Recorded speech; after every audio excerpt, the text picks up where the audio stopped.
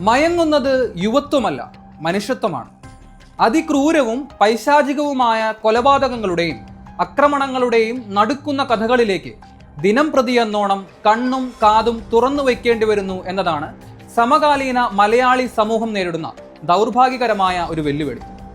മനുഷ്യന്റെ സ്വാഭാവികമായ സങ്കല്പങ്ങൾക്കും വിചാരങ്ങൾക്കും അപ്പുറം അവനിലെ അവളിലെ ക്രൂരതയും അടങ്ങാത്ത പകയും മറനീക്കി പുറത്തുവരികയും അതിനിഷ്ഠൂരവുമായ കൊലപാതകവും രക്തച്ചൊരിച്ചിലും നിത്യസംഭവമായി മാറുകയും ചെയ്യുന്ന അവസ്ഥ ഭയാനകമാണ്.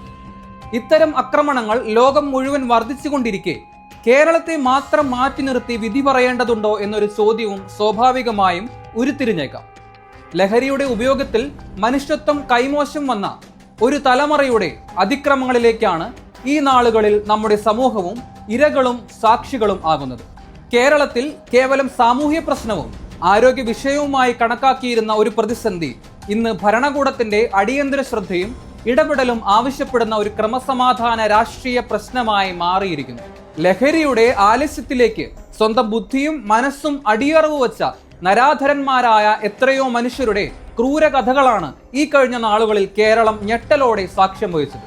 പ്രായപൂർത്തിയായവരോടൊപ്പം കുട്ടികളും അതിൽ ഉൾച്ചേർന്നിരിക്കുന്നു എന്നത് ഈ ഭവിഷ്യത്തിന്റെ തീവ്രതയും ഭീകരതയും വർദ്ധിപ്പിക്കുന്നു. ലഹരിയുടെ ഉപയോഗത്തിൽ ബോധം നഷ്ടമാകുന്ന കുട്ടികളും സമനില തെറ്റുന്ന വ്യക്തികളുമൊക്കെ ദശാബ്ദങ്ങളായി നമ്മുടെ ചർച്ചകളിൽ ഇടം പിടിക്കുന്ന വിഷയങ്ങളാണ്.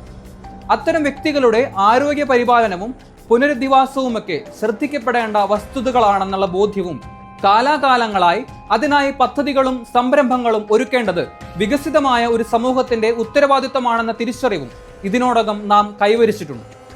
ലഹരിയുടെ ദുരുപയോഗത്തിലേക്കും അതിന്റെ പാർശ്വഫലങ്ങളിലേക്കും വെളിച്ചം വീശുന്ന ബോധവൽക്കരണ ക്ലാസുകളും ലഹരിക്ക് അടിമകളായുള്ളവർക്ക് പുനരധിവാസ കേന്ദ്രങ്ങളും നടത്തുന്നതിൽ ഗവൺമെന്റും സന്നദ്ധ സംഘടനകളും അത്രമേൽ പിന്നിലല്ല എന്ന വസ്തുത ശരിവെക്കുമ്പോൾ തന്നെ തെളിയുന്ന മറ്റൊരു കാര്യമുണ്ട്.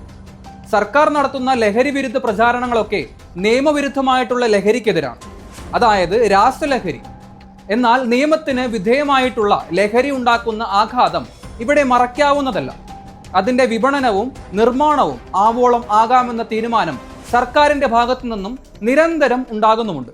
ഇതൊരു ലഹരി സംസ്കാരത്തിനാണ് ആക്കം കൂട്ടുന്നത്. ലഹരിക്കെതിരെയുള്ള പോരാട്ടത്തിൽ ഇവ രണ്ടും തമ്മിൽ എങ്ങനെ ഒരു വ്യത്യാസം കണ്ടെത്താൻ കഴിയുമെന്നത് അവ്യക്തവും ഒപ്പം വിരോധാഭാസവും ഉളവാക്കുന്നതുമാണ്.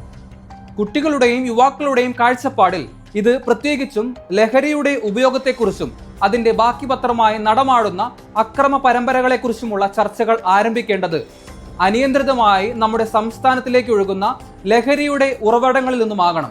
നിലനിൽക്കുന്ന ഭരണ സംവിധാനത്തെയും നിയമപാലകരെയും നോക്കുകുത്തികളാക്കി ലഹരി ഇത്രമേൽ ഇവിടേക്ക് ഒഴുകുന്നതും വിറ്റഴിക്കപ്പെടുന്നതും എങ്ങനെയാണ്?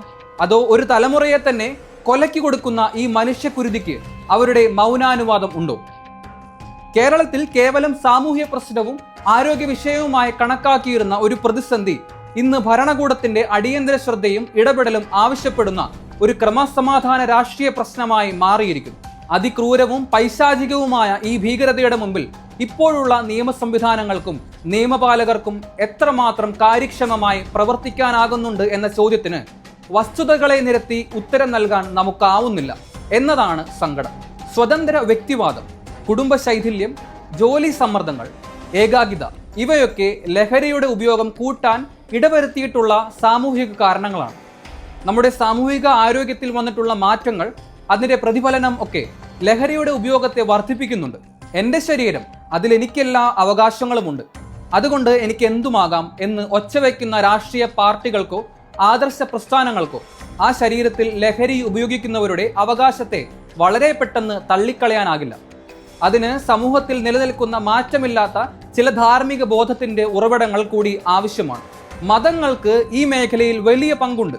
ഈ ധർമ്മബോധം തന്നെ ശരിയായി പരിചരിക്കുന്നതിനും സംരക്ഷിക്കുന്നതിനുമുള്ള ഉത്തരവാദിത്വത്തിലേക്ക് ഒരു വ്യക്തിയെ നയിക്കുന്നുണ്ട്.